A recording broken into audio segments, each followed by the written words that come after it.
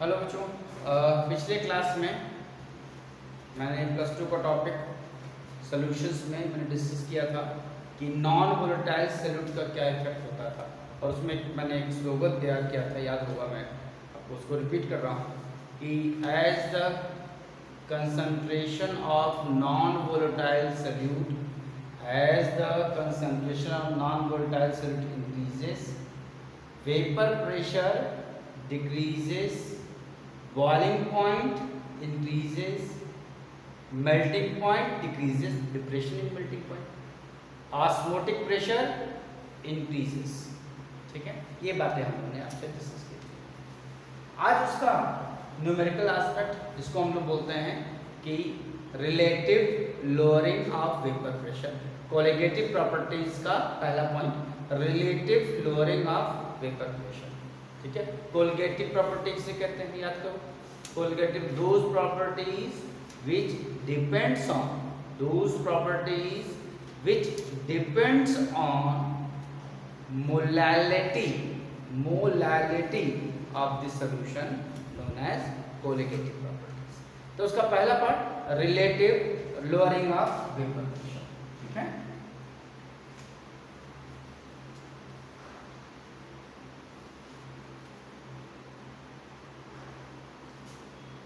Of vapour pressure. ठीक है, relative lowering of vapour pressure. अब चलिए बच्चों, उसको बहुत ध्यान से समझते हैं और उसका न्यूमेरिकल एस्पेक्ट हम लोग जानने की कोशिश करते हैं। यहाँ पर वेपर प्रेशर की लोग देखो बच्चों, जब दो लिक्विड को मिक्स करेंगे, जब हम दो या दो से अधिक लिक्विड को मिक्स करते हैं तो लिक्विड का अपना वेपर प्रेशर होता है। तो depending on intermolecular force of attraction vapour pressure increase भी हो सकता है अगर इंटरमॉलिक्यूलर फोर्स ऑफ अट्रैक्शन बढ़ेगा, और वेपर प्रेशर जो है डिक्रीज भी हो सकता है अगर इंटरमॉलिक्यूलर फोर्स ऑफ अट्रैक्शन बढ़ेगा, और वेपर प्रेशर इंक्रीज हो जाएगा जब इंटरमॉलिक्यूलर फोर्स ऑफ अट्रैक्शन कम होगा। क्लियर है? तो ये बच्चे आपको अच्छी तरह से मालूम है। लेकिन जब नॉन वोलेटाइल सॉल्यूट की बात करते हैं, किसकी? नॉन वोलेटाइल सॉल्यूट की बात करते हैं, तो वहां पर हमेशा वेपर प्रेशर डिक्रीज करता है। As the concentration increases vapour pressure decreases. Clear? ठीक है, तो बच्चों अंडरस्टूड है कि जैसे एक ग्लास कंसीडर करते हैं, जैसे पहले किया था, इसमें हम मान लेते हैं कि सॉल्वेंट यानी वाटर है। ठीक है, अब इसमें अगर हम नॉन वोलेटाइल सॉल्यूट मिक्स करते हैं, जैसे मैंने एग्जांपल लिया था, ग्लूकोज है या शुगर है, ये मिक्स करते हैं जो कम्प्लीटली मिक्सिबल है। ठीक है, तो उसका कंसंट्रेशन सरफेस पर जो होगा वह दोस्तों, मैंने कहा था कि पहले के रिस्पेक्ट में वाटर मॉलिक्यूल्स की एस्केपिंग टेंडेंसी कम हो जाएगी कि इस पॉइंट के ठीक नीचे से, सॉलिड पार्टिकल के ठीक नीचे से वाटर मॉलिक्यूल उतने आसानी से एस्केप नहीं कर पाए। ठीक है, इसलिए वेपर प्रेशर क्या हो जाता है? डिक्रीज होता है। दैट इज वाई इसे कहते हैं लोअरिंग ऑफ वेपर प्रेशर। ठीक है, तो जब हम नॉन वोलेटाइल सॉल्यूट मिक्स करेंगे सॉल्वेंट में तो वेपर प्रेशर सॉल्वेंट का हमेशा डिक्रीज होगा। ठीक है, अब जरा सोचिए बच्चों, इसको हम लोग सॉल्व किसके बेसिस पे करते हैं? इसको हम लोग सॉल्व किसके बेसिस पे करते हैं? क्या? Raoult's law. ठीक है, तो राउल्ट्स लॉ क्या कहते थे? याद करो, राउल्ट्स लॉ यही कहते हैं ना कि partial pressure of any component is product of mole fraction of that component and vapour pressure of that component in pure state. Product of mole fraction of that component and vapour pressure of that component in pure state, यही तो Raoult's कहते हैं। ठीक है, जरा सोचो, अब इस ग्लास में जो आपने अभी ग्लास कंसीडर किया था उसमें वेपर प्रेशर किसका है? सोचो, उसमें वेपर प्रेशर किसका है? सॉल्वेंट का ही है ना, सॉल्यूट का अपना वेपर प्रेशर तो नहीं है क्योंकि नॉन वोलेटाइल सॉल्यूट मिलाया हुआ है। ठीक है, तो सॉल्यूट का अपना वेपर प्रेशर नहीं है। तो अंडरस्टूड है कि यहां पर जो राउल्ट्स लॉ अप्लाई होगा वो पार्शियल प्रेशर ऑफ सॉल्वेंट, क्योंकि सॉल्वेंट है, is equal to mole fraction of solvent into vapour pressure of solvent P0 है। ठीक है, इन प्योर स्टेट। यही तो कंसीडर कर सकते हैं, क्योंकि सल्यूट का अपना वेपर प्रेशर तो नहीं है। क्लियर है? तो राउट्स लॉ केवल सॉल्वेंट के लिए अप्लाई होगा। अच्छा बच्चों, अब जरा सोचिए कि अगर हम इसको इधर लेकर के आ जाए, PS upon P0S equal to, ये क्या है? मोल फ्रैक्शन ऑफ सॉल्वेंट। तो मान लेते हैं जैसे पहले कंसीडर किया था कि N1 मोल सल्यूट के हैं और N2 मोल सॉल्वेंट के हैं। N1 मोल सल्यूट के हैं और N2 मोल्स सॉल्वेंट के हैं। तो मोल फ्रैक्शन ऑफ सॉल्वेंट क्या हो जाएगा? N2 upon N1 plus N2, ये हो जाएगा कि नहीं? क्लियर? अच्छा, अब दिमाग का इस्तेमाल करिए कि ये तो तब ना जब प्योर स्टेट में सॉल्वेंट है, ठीक है, और पूरा का पूरा मोल फ्रैक्शन 1 है, ठीक है। लेकिन जैसे जैसे आप नॉन वोलेटाइल सल्यूट मिक्स करोगे, जैसे जैसे नॉन वोलेटाइल सल्यूट मिक्स करोगे, उसका वेपर प्रेशर, क्योंकि फ्रैक्शन का सम 1 होता है, तो 1 से डिक्रीज करता जाएगा कि इंक्रीज करता जाएगा? सोचो जरा सा, डिक्रीज करता जाएगा ना। पहले मान लेते हैं कि प्योर सॉल्वेंट है तो उसका भी मोल फ्रैक्शन 1, और उस केस में जब ये 1 होगा तो PS equal to P0S pure state का ही होगा। पक्की बात है? अब जैसे हम यानी इन दोनों का रेशियो 1 होगा, इसका भी रेशियो 1 होगा। ये तो है ही नहीं, ये तो 0 है, ठीक है। अब जब हम नॉन वोलेटाइल सल्यूट मिक्स करेंगे तो वेपर प्रेशर 1 के रिस्पेक्ट में कम होता जाएगा, मोल फ्रैक्शन भी कम होता जाएगा, क्योंकि सम तो हमेशा 1 ही होना है, और वेपर प्रेशर भी कम होता है, गुना होता जाएगा। तो इसका मतलब क्या कि अगर हम दोनों साइड में को 1 से माइनस करें, क्योंकि 1 से कम हो रहा है, अब कितना कम हो रहा है? इसके रेशियो के बराबर कम होगा। क्लियर है? इसलिए 1 से माइनस कर लिया दोनों साइड, तो क्या आ जाएगा? P0S minus PS upon P0S आ जाएगा, ठीक है। इक्वल टू ये क्या आएगा? ये N1 plus N2 minus N2, ये आएगा, इधर लेके आइए, N1 plus N2 minus N2 divided by N1 plus N2, तो plus N2 minus N2 cancel out हो जाएगा। इसको हम लिख सकते हैं N1 upon N1 plus N2 लिख सकते हैं बच्चे, बोलो भाई, ठीक है। तो इसका मतलब ये हुआ कि बच्चों ये अब ये क्या है? N1 upon N1 plus N2 क्या है? मोल फ्रैक्शन ऑफ सॉल्यूट है। ये क्या है? मोल फ्रैक्शन ऑफ सॉल्यूट है, ठीक है। ये क्या है? अब ये प्योर स्टेट था और ये सॉल्यूशन का वेपर प्रेशर, मान लेते हैं प्योर स्टेट का मान लेते हैं 760 है और सॉल्यूशन का 720 हो गया, तो P0S माइनस PS कितना हो गया? 760 और ये 720, कितना हो जाएगा? 40 आएगा ना। 760 में से 720 माइनस करेंगे तो 40 आएगा ना। 40 क्या हुआ? लोअर हुआ ना, कम हुआ। पहले प्योर स्टेट में 760 था, अब 720 हो गया, यानी 40 क्या हुआ? डिक्रीज हुआ ना। That is why P0S minus PS, इस पार्ट को बोलते हैं लोअरिंग ऑफ वेपर प्रेशर, ठीक है। और जितना लोअर हुआ अपॉन टोटल, जितना लोअर हुआ अपॉन मैक्सिमम, ये मैक्सिमम का है, लोअर अपॉन मैक्सिमम, ये क्या आएगा? फ्रैक्शन आएगा ना, रेशियो आएगा ना, बोलो बच्चे। That is why P0S minus PS upon P0S, ये लोअर हुआ डिवाइडेड बाई मैक्सिमम। क्लियर है? इसको बोलते हैं relative lowering of vapour pressure. तो अगर आपको न्यूमेरिकल में पूछा जाए vapour lowering of vapour pressure, केवल ये निकालना है, ठीक है। आपसे पूछा जाए पार्शियल प्रेशर ऑफ सॉल्यूशन, तो केवल PS निकालना है, तो P0S गिवन होगा, ठीक है। और आपसे पूछा गया relative lowering of vapour pressure, तो ये पूरी वैल्यू निकालना है, वो बराबर होगा मोल फ्रैक्शन ऑफ सॉल्यूट। क्लियर? अब बच्चों जरा देखो, इसी में हम लोग आगे बढ़ते हैं।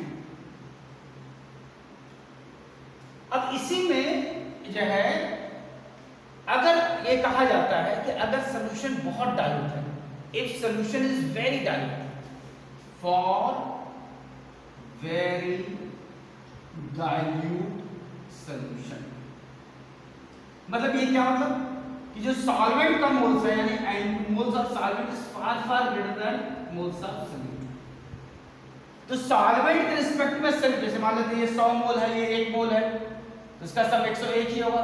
101 या 100 रख लो तो अप्रोक्सीमेटली हम नेगलेक्ट कर सकते हैं ना एनिमल को, ठीक है। अगर मोल्स ऑफ सॉल्वेंट बहुत ज्यादा है, मोल्स ऑफ सॉल्यूट उसके रिस्पेक्ट में बहुत कम है, तो उसको हम नेगलेक्ट कर सकते हैं ना।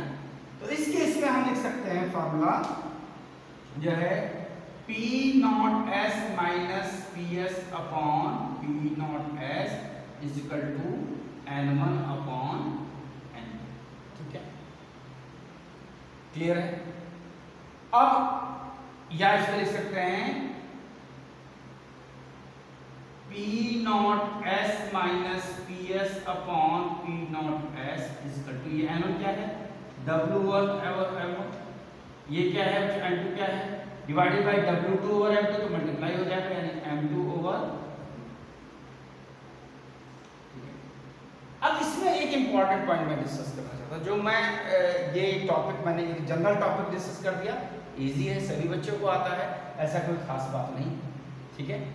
लेकिन मैं इसमें ये डिस्कस करना चाह रहा था कि बच्चे ये कहते हैं कि सर यहाँ कौन से पॉइंट पर हम किस पॉइंट पर ये माने कि भाई N2 is far far greater than, क्योंकि 4 ऑप्शन है A B C D, तो मान लीजिए कि हमने नेगलेक्ट कर दिया N1 को, तो N1 को नेगलेक्ट करके सॉल्व किया तो आंसर बीच में आ गया। तो A ऑप्शन B ऑप्शन, मान लीजिए एक का ऑप्शन जो है मान लीजिए 2 है, एक का 3 है और आंसर 2.4 है, 2.6 आ गया, ऐसे आ गया, तो मैं क्या करूं, हम तो कंफ्यूज हो जाएंगे किसको सेलेक्ट करें, ठीक है। तो ये नेगलेक्ट वाला चक्कर बहुत गड़बड़ है, नेगलेक्ट करना किस, अब इसमें कोई क्राइटेरिया भी नहीं कि किस पॉइंट पर हम ये कहते हैं कि फार फार बेटर हो, फार फार कितना, 1000 मोल पर 1 मोल या 100 पर 1 या 50 पर 1, क्या क्या मानेंगे, ठीक है। तो इस प्रॉब्लम को शॉर्ट आउट करने के लिए बच्चों एक फिर से एक जनरल डेरिवेशन करते हैं। ये जनरल डेरिवेशन आप लोगों को मालूम है, ये क्लियर है आप लोगों को, ठीक है। अब जरा देखिएगा ध्यान से, हम इसी पॉइंट को यहाँ से फर्दर लिख सकते हैं। इतनी बातें क्लियर हो गई होंगी आपको, ठीक है। ये जनरल फार्मूला आ गया, आप क्या इसको अप्लाई कर सकते हैं अगर नेगलेक्ट कर सकते हैं स्कूल एग्जामिनेशन में, ठीक है। लेकिन कंपटीशन में जब ये जहाँ ऑप्शन वाले हैं वहां पर आपके लिए एक सिंपल सा एक और डेरिवेशन कर देते हैं जिससे कि आप आसानी से क्वेश्चंस को सॉल्व कर लें। चलिए स्टार्ट करते हैं, फिर कुछ क्वेश्चन कराने की कोशिश करते हैं आपसे। जैसे तभी आ गया मोल फ्रैक्शन ऑफ सॉल्यूट, अब इसी के आगे कंटिन्यू करते हैं। इसको हम पूरा क्या कर रहे हैं, उल्टा लिखते हैं, P not S upon P not S minus PS लिख सकते हैं, इसका to N1 plus N2 upon N1, ठीक है। अब देखिए इसको क्या हम लोग ये लिख सकते हैं, P नॉट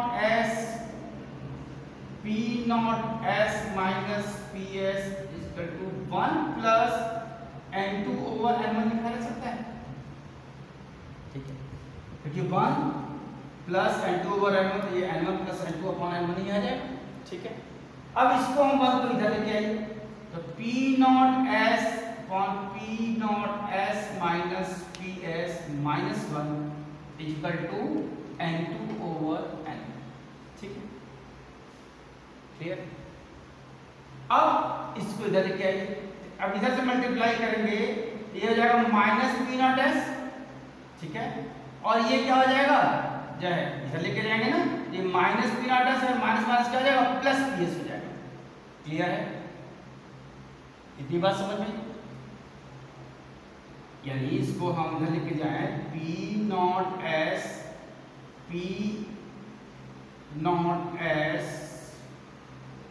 माइनस PS, यहाँ पर माइनस, अगर यहाँ इधर मल्टीप्लाई करेंगे तो यह आ जाएगा क्या, माइनस यहाँ पर आ जाएगा P नॉट S और यहाँ आ जाएगा प्लस PS आ जाएगा। यदि आप इसको मल्टीप्लाई करेंगे ये P पॉजिटिव वाला ये निगेटिव वाला कैंसिल आउट हो जाएगा बच्चों, हो जाएगा कि नहीं बताइए, N2 अपॉन N1, तो इसको हम लिख सकते हैं ना PS upon P not S minus PS equal to N2 over N1 लिखा जा सकता है, नहीं बताइए, ठीक है। अब इसको इधर लेकर गए, ये माइनस हो जाएगा और ये वाला क्या हो जाएगा, प्लस हो जाएगा, प्लस माइनस क्या हो जाएगा, कैंसिल आउट हो जाएगा। ठीक है, या अब इसको हम लिख सकते हैं यहाँ पर, अब इसको सीधा कर लीजिए, P not S minus P S upon P S is equal to N1 over N। ये लिखा है क्या, या इसको लिख सकते हैं P not S minus P S upon P S is equal to W1 over M1। N1 की जगह weight over molecular weight divided by W2 over M2 तो मल्टीप्लाई हो जाएगा बच्चों, यानी हो जाएगा M2 over divided by 10। Clear है? आगे अब यहाँ पर कुछ भी आपको नेगलेक्ट नहीं करना पड़ा और आपके लिए इजी फार्मूला है। अच्छा, अब जरा समझिए, इसी में आगे थोड़ा सा स्टेप आगे बढ़ाते हैं, थोड़ा सा आपको और इंटरेस्टिंग हो जाएगा। जब आपने ये लिख दिया कि P not S minus P S upon P S is equal to W1 over M1 into M2 over W2, अगर आपने ये लिख लिया तो अगर हम ये करें दोनों साइड में 1000 से मल्टीप्लाई करें, ठीक है, दोनों साइड में 1000 से मल्टीप्लाई कर दे और मॉलिक्यूलर मास में लेकर कर, तो P not S minus P S upon P S into ये 1000 से मल्टीप्लाई कर दिया और मॉलिक्यूलर मास ये क्या है, M2 molecular mass of solvent है, इधर लेकर क्या है, equal to W1 over M1 into weight of solvent multiplied by 1000।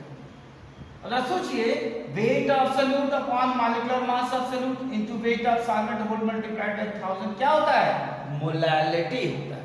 क्या होता है, मोलैलिटी। आपको मालूम है प्लस 1 में पढ़ा हुआ, weight over molecular weight into weight of solvent whole multiplied by 1000, molality.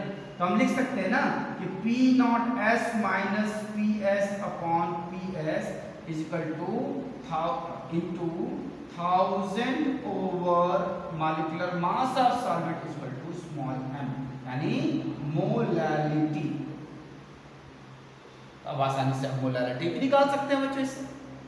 Clear है? और ये प्रूफ भी हो गया ना कि relative lowering of vapour pressure या lowering of vapour pressure, lowering of vapor pressure is directly proportional to what, molality, that is by a colligative property, proof भी हो गया है ना। अच्छा, अब ये बताओ, अब for aqueous solution, तो aqueous solution में चलिए क्या है, मॉलिक्यूलर मास 18 आएगा, यहाँ लिख सकते हैं ना P not S minus P S upon P S into 55.55। क्यों? यहाँ मालिक्यूलर एक्वस सॉल्यूशन के लिए मॉलिक्यूलर मास 18 है, यानी ये वाटर का 18 हो जाएगा H2O के लिए। 1000 ओवर 18 क्या होता है, 55.55 इक्वल टू मोलैलिटी। ये और इजी फार्मूला हो जाएगा बच्चों आपके लिए, आप आसानी से निकाल सकते हैं। क्लियर है? तो ये बड़े आसानी से आप मोलैलिटी निकाल सकते हैं, मोल फ्रैक्शन निकाल। अब मोलैलिटी, अब आपको अच्छी तरीके से मालूम है कि मोलैलिटी जो होता है इससे हम आसानी से मोल फ्रैक्शन निकाल सकते हैं। क्लियर है? क्योंकि ये क्या है, ये मोल फ्रैक्शन ऑफ सॉल्यूट ही तो है। ठीक है, जैसे हम आपको नहीं क्लियर हुआ तो मैं एक बार क्लियर कर देता हूं यहां पर। ठीक है, अब समझिए यहां ये मोलैलिटी। अब मोल फ्रैक्शन ऑफ सॉल्यूट की बात करते हैं, यहां पर रिलेट कर देते हैं।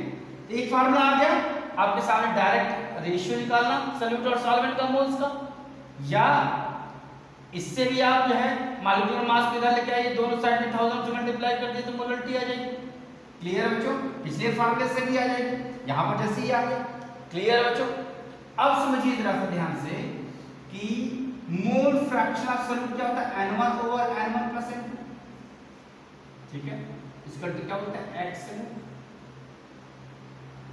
ठीक है, अब इसी को जैसे ये किया ना वैसे यहां पे कर सकते हैं, यानी कि लिख सकते हैं N1 plus N2 upon N1 equal to 1 upon x। ठीक है, तो अंडर स्टूड है बच्चे, यहां पे लिख सकते हैं 1 plus N2 over N1 equal to 1 upon x। ठीक है, या इसको इधर लेकर के जाइए तो कितना हो जाएगा, N2 over N1 equal to 1 minus x। अब यहां x रूट से मल्टीप्लाई करेंगे, यहां पर एब्सोल्यूट से मल्टीप्लाई करेंगे यहाँ पर मैंने यहाँ लिखा 1 माइनस एक्स हो जाएगा ना, इसको इधर लेकर के जाएंगे यहाँ पर 1 ये आ जाएगा बच्चे 1 प्लस इधर जाएगा तो यहाँ माइनस 1 एक्सोल्यूट माइनस 1 हो जाएगा, यहाँ एक्सोल्यूट यहाँ करेंगे 1 माइनस एक्सोल्यूट अपॉन एक्सोल्यूट यानी हो जाएगा n2 upon n1 equal to 1 minus x solute क्या हो जाएगा x सॉल्वेंट। बच्चों सॉल्यूट और सॉल्वेंट का मोल फ्रैक्शन का सम हमेशा 1 होता है, ठीक है। यहाँ पर प्लस से इधर लेके जाएंगे तो माइनस हो जाएगा, यानी क्या 1 अपॉन एक्सोल्यूट माइनस 1, इधर लेके जाएंगे तो 1 माइनस एक्सोल्यूट अपॉन एक्सोल्यूट, तो 1 माइनस एक्सोल्यूट क्या हो जाता है x सॉल्वेंट अपॉन एक्सोल्यूट, ठीक है। अब फिर वैसे कर लीजिए इसको, यहाँ पर n1 upon n2 equal to x solute upon x solvent, ठीक है। आ गया। अब देखो इसी तरीके से हम लोग कन्वर्ट कर सकते हैं आसानी के साथ। जरा देखिए इसको मैं नीचे वाले पोर्शन को मिटा दूं आपको के लिए, फिर जनरलाइज करूंगा, घबराने की जरूरत नहीं है, ठीक है। तो अब यहाँ लिख सकते हैं बच्चों, जरा देखिए ध्यान से x solute upon x solvent equal to n1 upon n2 है ना, या x solute upon x solvent equal to यहाँ फिर W1 ओवर M1 इंटू भाई W2 ओवर M2 तो मल्टीप्लाई हो जाएगा, M2 ओवर W2 लिख सकते हैं। फिर भाई कीजिए 1000 से दोनों साइड मल्टीप्लाई किए, मॉलिक्यूलर मास तो इधर लेके आइए, यानी x solute upon x solvent, ठीक है, into 1000 over molecular mass equal to W1 over M1 into W2 multiplied by 1000। अब ये क्या है मोलारिटी ही है ना, यानी क्या हो जाएगा ये मोलारिटी, और ये क्या हो जाएगा 1000 ओवर M2 क्या हो जाएगा 55.55 आ जाएगा। क्लियर। तो यानी देखो यहाँ पे क्या हुआ, इससे ये रिलेट किया मोलारिटी आ गया, और इसी से ये जो सेम वैल्यू आ गई यहाँ पे क्या आ गया मोल फ्रैक्शन ऑफ सॉल्यूट भी आ गया ना। क्लियर है। यानी इसका मतलब क्या हुआ कि अगर मैं समराइज करूं सारे फार्मूले को, तो हर एक तरह का मेरी ये कोशिश ये है जितने टाइप की न्यूमेरिकल प्रॉब्लम आवे सब आसानी से यहाँ पर एक साथ ही सॉल्व हो जाए। कैसे, जरा देखिए। अब मैं इसको समराइज कर रहा हूँ यहाँ पर, ठीक है। जरा देखिए अब मैंने क्या बताया क्या समझाया, इसको मैं समराइज कर रहा हूँ। अब यहाँ पर देखो बच्चों, पहला मैंने ये समझाया P not S minus P S upon P not S equal to mole fraction of solute, ठीक है, ये समझाया। फिर मैंने यानी मोल फ्रैक्शन ऑफ सॉल्यूट क्या हो जाएगा बच्चों N1 upon N1 plus N। अब इसमें मैंने इसी को कन्वर्ट कर दिया था इस फॉर्मूले में, कैसे P not S minus P S upon P not P S, ठीक है, into 1000 over molecular mass is equal to molarity, ठीक। और यही मोलारिटी इज इक्वल टू अभी हमने डिराइव कर लिया क्या, यहाँ पर क्या कर लिया x solute over x solvent, है ना, x solute over x solvent into 1000 over molecular equal to molarity, है ना। तो देखो बच्चों एक रिलेशन यहां पर आ गया है आपके सामने कि आप चाहे तो इसका मतलब ये वैल्यू दोनों तो सेम है तो कैंसिल आउट हो जाएगी। तो ये क्या हो गया P not S minus P S upon P S equal to x solute over x solvent के बराबर ये आ गया। या इससे इस वैल्यू से आप मोलारिटी निकाल लें, मोल फ्रैक्शन से मोलारिटी, या इससे भी आप मोलारिटी निकाल सकते हैं, या इससे इसको कैलकुलेट कर सकते हैं। ये हर तरीके से एक दूसरे में आसानी से कन्वर्ट कर सकते हैं। और सारे न्यूमेरिकल प्रॉब्लम या तो मोल फ्रैक्शन पूछा जाता है, या मोलारिटी पूछा जाता है, या लोअरिंग ऑफ वेपर प्रेशर पूछा जाता है, या पार्शियल प्रेशर ऑफ सॉल्यूशन पूछा जाता है, या relative lowering of vapour pressure पूछा जाता है। तो इस फार्मूले से आप सारे के सारे जो है प्रॉब्लम आसानी से सॉल्व कर सकते हैं। एक्वस सॉल्यूशन है बच्चों, तो यहाँ ध्यान रखिएगा, यहाँ Eg हो जाएगा, यह बराबर 55.55। क्लियर है। जैसे कि एग्जांपल करते हैं तब आपको समझ में आएगा। ठीक है, इसको मिटा दे रहा हूं।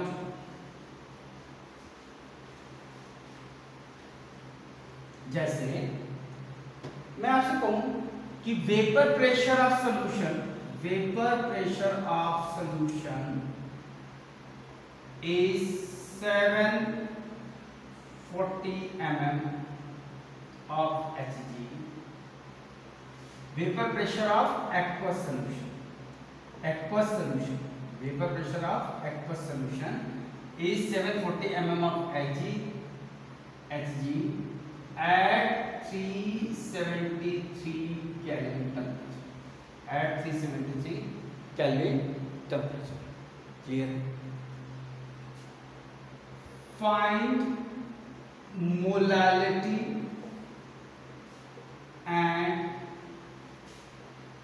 mole fraction of solute. ये क्वेश्चन। अब अच्छी तरह देखो ध्यान से, यहाँ पर क्या क्या गिवन है। यहाँ पर vapour pressure of solution PS दिया गया है 740 mm। ठीक है, अब चूंकि 373 केल्विन टेम्परेचर है तो प्योर सॉल्वेंट का boiling point, water aqueous solution है ना बच्चों, तो वाटर का बॉइलिंग पॉइंट 100 डिग्री सेंटीग्रेड होता है, यानी 373 केल्विन टेम्परेचर। और 373 केल्विन पर बॉइलिंग पॉइंट मतलब क्या, उसका वेपर प्रेशर एटमॉस्फेरिक प्रेशर के बराबर होगा। तो यहाँ पर डाटा नहीं गिवन है, लेकिन टेम्परेचर से आप समझ सकते हैं कि P0S 760 mm हो जाएगा। क्लियर है? अब आप आसानी से निकाल सकते हैं, वैल्यू पुट कीजिए। P0S 760 minus PS 740 divided by PS 740 into 1000 over aqueous solution to 1855.55 सीधे रख सकते हैं, इक्वल टू मोलारिटी आ जाएगा। बस आगे बात क्लियर है, बात समझ में। अब जब मोलारिटी आ जाए, मोलारिटी पूछा गया जैसे मोलारिटी भी निकालेंगे। अब मोलारिटी आ जाए, molarity equal to x solute divided by x solvent. X solvent क्या होता है, 1 माइनस एक्स सॉल्यूट। क्लियर है, इनटू 55.55, बस ये आ जाएगा। अब एक्स सॉल्यूट की वैल्यू आप आसानी से, मोलारिटी आ चुकी है यहाँ से। क्लियर है, बड़े आसानी से आप कैलकुलेट कर सकते हैं। तो क्या ये बच्चों डेरिवेशन आपको समझ में आया? अगर आपको अच्छा लगा, समझ में आया, कॉन्सेप्ट क्लियर हुआ, तो आप आज इसको लाइक करें, सब्सक्राइब करें और शेयर करें। नेक्स्ट टर्न पर जो है हम लोग ओस्ट वॉल वैकर प्रोसेस से जो एक्सपेरिमेंट IIT में कभी क्वेश्चन आता है उसको हम लोग समझेंगे और उस पर बेस्ड न्यूमेरिकल प्रॉब्लम करने की कोशिश करेंगे। Thank you to all.